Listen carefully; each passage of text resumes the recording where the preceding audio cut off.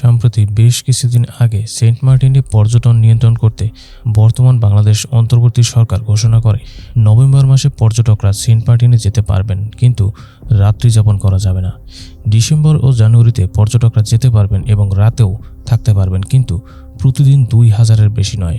আর ফেব্রুয়ারিতে Saint Martin পরিষ্কার পরিচ্ছন্ন করার কাজে পর্যটক যাওয়া বন্ধ থাকবে, কিন্তু বাকি 8 মাস কী হবে সে ব্যাপারে স্পষ্টভাবে কিছু বলা না হলেও বাস্তবতা হচ্ছে ওই সময়ে পর্যটকরা সেন্ট মার্টিনে যেতে পারবে না। যে কারণে অনেকেই সন্দেহ করছে সরকার এই দ্বীপ নিয়ে বড় কোনো পরিকল্পনা করছে কিনা, বা সরকার এখানে পর্যটন পুরোপুরি বন্ধ করে দিতে চায় কিনা। এদিকে সেন্ট মার্টিন দ্বীপ নিয়ে সুশান্ত দাশগুপ্ত নামের একজন ফেসবুক ব্যবহারকারী তার পোস্টে বাংলাদেশ সেনাবাহিনী এবং যুক্তরাষ্ট্রের আর্মি প্যাসিফিকের মধ্যে ল্যান্ড ফোর্সেস টক্সের একটি ছবি শেয়ার করে প্রশ্ন করেন, ডিল ডান, সেন্ট মার্টিন গন। অন্যদিকে সেন্ট মার্টিন দ্বীপ নিয়ে মোর্শেদ মাহবুবুল নামের একজন ফেসবুক ব্যবহারকারী তার পোস্টে দাবি করেন, সেন্ট মার্টিন দ্বীপের বর্তমান অবস্থা, সেখানে সাগরে মাছ ধরা বন্ধ, পর্যটক আসা সম্পূর্ণ বন্ধ, 3 মাস ধরে হাসপাতালের কার্যক্রম বন্ধ, বিদ্যুৎ সরবরাহ সম্পূর্ণ শাটডাউন। এরপর থেকে মোটামুটি সবারই একটা ধারণা যে সেন্ট মার্টিন হয়তো যুক্তরাষ্ট্রের কাছে লিজ দেওয়া হবে আর তারা সেখানে মার্কিন নৌঘাঁটি বানাবে। এখন প্রশ্ন হচ্ছে, সেন্ট মার্টিন দ্বীপে পর্যটন সীমিত করার আসল কারণ কি? মার্কিন নৌঘাঁটি বানাতে আসলে কি সেন্ট মার্টিন যুক্তরাষ্ট্রের কাছে লিজ দেওয়া হবে? এই সকল প্রশ্নের উত্তর থাকছে আমাদের আজকের পর্বে। শুরুতেই সেন্ট মার্টিন দ্বীপ সম্পর্কে একটু জেনে আসা যাক। সেন্ট মার্টিন বাংলাদেশের সর্বদক্ষিণে বঙ্গোপসাগরের উত্তর পূর্বাংশে অবস্থিত একমাত্র প্রবাল দ্বীপ। কক্সবাজার জেলার টেকনাফ হতে প্রায় 9 কিলোমিটার দক্ষিণে এবং মায়ানমার উপকূল হতে 8 কিলোমিটার পশ্চিমে নাফ নদীর মোহনায় অবস্থিত। দ্বীপটি 7.3 কিলোমিটার দীর্ঘ এবং আয়তন প্রায় 8 বর্গ কিলোমিটার। প্রচুর নারিকেল পাওয়া যায় বলে স্থানীয়ভাবে একে নারিকেল জিঞ্জিরাও বলা হয়ে থাকে। তবে প্রথম কবে এই দ্বীপে মানুষের আগমন হয় সে বিষয়ে কিছু জানা যায় না। ধারণা করা হয় আরব বণিকেরা চট্টগ্রাম থেকে দক্ষিণ পূর্ব এশিয়ায় যাতায়াতের সময় এই দ্বীপটিকে বিশ্রামের জন্য ব্যবহার করত। এরপর 1890 সালের দিকে কিছু বাঙালি এবং কিছু রাখাইন সম্প্রদায়ের মানুষ এই দ্বীপে বসতি স্থাপন করে। মূলত এরা ছিল মৎস্যজীবী। যতটুকু জানা যায়, প্রথম অধিবাসী হিসেবে এই দ্বীপে বসতি স্থাপন করেছিল মাত্র 13টি পরিবার। বসবাসের জন্য এরা বেছে নিয়েছিল এই দ্বীপের উত্তরাংশ। কালক্রমে এই দ্বীপটি বাঙালি অধ্যুষিত এলাকায় পরিণত হয়। আগে থেকে এই দ্বীপে ছিল প্রচুর কেওয়া এবং ঝাউ গাছ।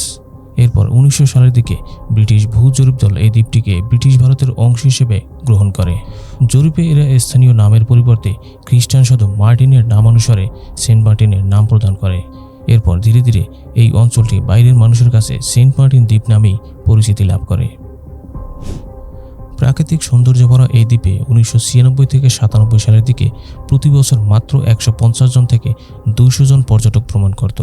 আর বর্তমানে প্রায় 1.5 লাখেরও বেশি পর্যটক এই ছোট্ট দ্বীপে ভ্রমণ করে। আর এই অনিয়ন্ত্রিত পর্যটনের কারণে দেশের একমাত্র প্রবাল দ্বীপ সেন্ট মার্টিন কমপক্ষে 20 ধরনের বিপদের মুখে পড়েছে। পর্যটনের কারণে সেন্ট মার্টিনে উচ্চ তাপমাত্রার পাশাপাশি লবণাক্ততা বৃদ্ধি, বন উজাড়, দূষণ, সমুদ্রপৃষ্ঠের উচ্চতা বৃদ্ধি, কচ্ছপের আবাস ধ্বংস, প্লাস্টিকের ব্যবহার, মিঠা পানির সংকট, জোয়ারের সমুদ্র ভাঙন সহ নানা বিপদ দেখা দিয়েছে। সেখানে দেখা দিয়েছে মারাত্মক ক্ষতিকর সাদা মাছের উৎপাত। এই মাছই দ্বীপের গাছপালা ধ্বংস করছে। বিশেষজ্ঞরা সেন্ট মার্টিনের বর্তমান পরিস্থিতির জন্য অপরিকল্পিত পর্যটনকেই বেশি দায়ী করছেন। তারা বলছেন, মৌসুমি পর্যটকদের অনিয়ন্ত্রিত আচরণ ও পরিবেশ বিধ্বংসী বিনোদনের ফলে সংকট আরও ঘনীভূত হচ্ছে। গত এক যুগে এই দ্বীপটি রক্ষায় সরকার 3 দফায় পর্যটন নিয়ন্ত্রণের উদ্যোগ নিয়েছিল। সেন্ট মার্টিন দ্বীপ রক্ষায় পরিবেশ অধিদপ্তর একটি প্রকল্প চালু করে, কিন্তু পর্যটন ব্যবসায়ীদের চাপে ওই অবস্থান থেকে সরে আসে সরকার। আন্তর্জাতিক ও জাতীয় গবেষণা অনুযায়ী এ পর্যন্ত দেশের একমাত্র প্রবাল দ্বীপটির 41 প্রবাল ধ্বংস হয়েছে।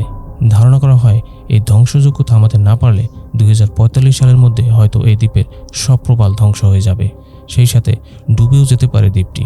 তাই সার্বিক বিবেচনায় সেন্ট মার্টিনে পর্যটন সীমিত করার ঘোষণা দেয় বর্তমান বাংলাদেশের অন্তর্বর্তী সরকার। পর্যটন সীমিত করার ঘোষণায় কিছুটা অসন্তোষ প্রকাশ করে পর্যটন সংশ্লিষ্টরা বলছে, সেন্ট মার্টিনের স্থানীয় বাসিন্দাদের প্রায় 100% মানুষ কোনো না কোনোভাবে পর্যটনের উপর নির্ভরশীল। বছরে 4 থেকে 5 মাস পর্যন্ত চালু থাকলেও যে আয় হয় সেই আয় দিয়ে তাদের পুরো বছর চলা যেখানে কঠিন, সেখানে আরও বেশি নিয়ন্ত্রণ আরোপ করা হলে অনেকেই হয়তো পর্যটন ব্যবসা ছেড়ে দেবেন। এমনকি স্থানীয় মানুষদের অনেকেই পেশা বদল করার জন্য শহরে চলে যাবেন।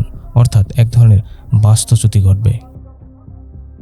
মার্কিন নৌঘাঁটি বানানোর মতো স্পেস বা জমি সেন্ট মার্টিনে নেই এবং এখানে পানির গভীরতাও নৌঘাঁটির জন্য যথেষ্ট নয়। তারপরও যদি ধরে নেওয়া হয় যে সরকার এই দ্বীপটি কোনো বিদেশি রাষ্ট্রকে লিজ দিচ্ছে, তাহলে আমরা বলবো সেটা আদৌ সম্ভব নয়। কারণ বাংলাদেশের মানুষের যে প্রতিবাদী মনোভাব এবং কিছু বিচ্ছিন্ন ইস্যু বাদ দিলে এখানের মানুষ জাতিগতভাবে যেরকম ঐক্যবদ্ধ, তাতে কোনো বিদেশি শক্তি এখানে এসে ঘাঁটি করবে সেটাও প্রশ্ন সাপেক্ষ। বরং যে সরকার এই ধরনের উদ্যোগ নিবে তাদের পতনের দাবিতে বিরোধী রাজনৈতিক দলগুলো তো বটেই, সাধারণ মানুষও রাস্তায় নেমে যাবে। সুতরাং সেন্ট মার্টিনে নৌঘাঁটি হবে এরকম শঙ্কা অন্তত আমরা দেখি না।